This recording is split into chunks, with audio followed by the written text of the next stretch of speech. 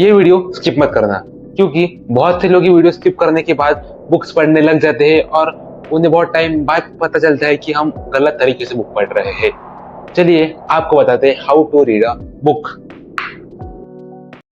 तो किताबों को पढ़ना कैसा है? तो 3 रूल है किताब पढ़ने के लिए। सबसे पहला रूल ये कहता है कि जब भी आप कोई नई बुक खरीदो तो हमेशा बड़ी आवाज में पढ़ो। ऐसा मैं क्यों कह रहा हूँ कि होता क्या है, समझ लो मैंने एक ये बुक है, मैं इसे पढ़ रहा हूँ और मैं इसे मन के मन में पढ़ रहा हूँ, तो होगा क्या, किताब नहीं है, मेरा दिमाग किताब के लिए नया है, तो मैं मन में पढ़ते पढ़ते कहीं और ही भटक जाऊंगा और फिर मैं पेज पलटते जाऊंगा पर दिमाग में कुछ जाएगा नहीं। इसके वजह से हमेशा किताब को खोलो और दिमाग को भी खोलो और जोर जोर से पढ़ो, जिसके कारण होगा क्या, आपके दिमाग को पता है कि मैं कुछ ना कुछ पढ़ रहा हूँ और आवाज की वजह से कंसंट्रेशन वहीं पे रहेगा। ये पहला rule. Second rule, whenever you read the book, always take pen, highlighter, a small book and a mobile। अब ये 4 चीजें मैं क्यों बोल रहा हूँ? आप जब बुक पढ़ोगे तो गारंटी है कि आपको उसके अंदर हार्ड वर्ड्स तो मिलेंगे ही। और होता क्या है, मैं बुक पढ़ने लगा, अबे 2 पेज पढ़ लिए, अबे मैंने सबसे आसान बुक उठाई और तब भी इसमें ऐसे वर्ड रहे जो मेरे को नहीं समझ आ रही है। ये होगा ही होगा।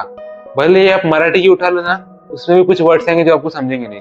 इसलिए पढ़ते पढ़ते मोबाइल में सर्च मारना भी जरूरी है, तभी लिंक लगेगा। मोबाइल का फायदा। सेकंड, जो इंपॉर्टेंट वर्ड्स लगते उसको ब्रैकेट करो और जो इंपॉर्टेंट लेसन है उसको हाईलाइट करो। और चौथी बुक बोली थी छोटी सी डायरी।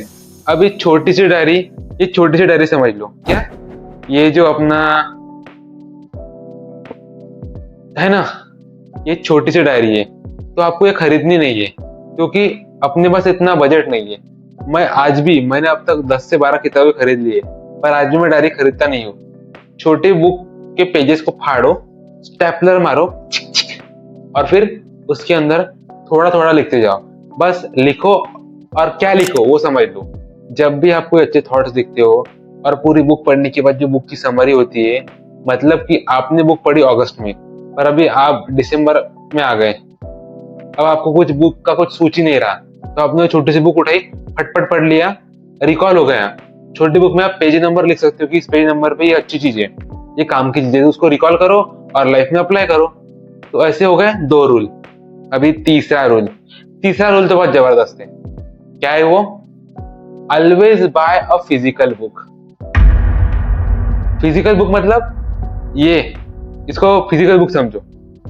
और इसको समझो नॉन फिजिकल बुक। मतलब होता है वो कुछ, रुको पहले फिजिकल के बारे में समझते हैं। ये फिजिकल बुक है मेरी। मैंने दुकान नागपुर में गया, नागपुर के पास एक अच्छा कुछ तो भी रोड पे किताबें मिलते, वहां से किताब खरीदे और ये मेरी किताब है। अब ये फिजिकल बुक है, मैंने इसको उठाया, दिख रही है ये बुक है, इसके ऊपर मैंने सब लिखा, अंडरलाइन किया। और क्या होगा, इसके अंदर से ब्राइटनेस नहीं आ रही, इसलिए काम किए। अब हुआ क्या, मैंने मोबाइल पे या टैब पे या लैपटॉप पे मेरी पहली बुक समझ लो इकिगाई पढ़ना शुरू किया। और इंसान बुक कब पढ़ता है? सोने के पहले। अब टैब पे सोने से पहले मैंने आधे घंटे बुक पढ़ी, मजा आया मेरे को, पर इसकी ब्राइटनेस की वजह से मेरी नींद तो उड़ गई।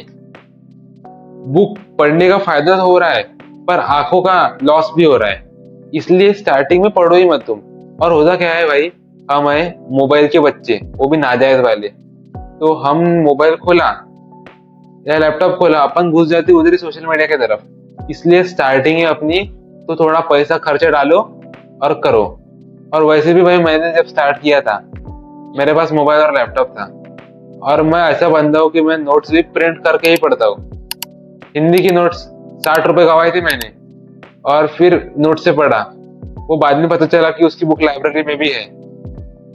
तो ऐसे है ये 3 रूल्स। अभी 3 रूल्स याद रखो और फिर ही बुक पढ़ो। ये रूल के सिवाय बुक पढ़ोगे तो वे टाइम एंड एनर्जी वेस्ट होगी, वो जुबान फिसल जाती है। तो बस आज के लिए इतना ही, मिलेंगे अगले एपिसोड में।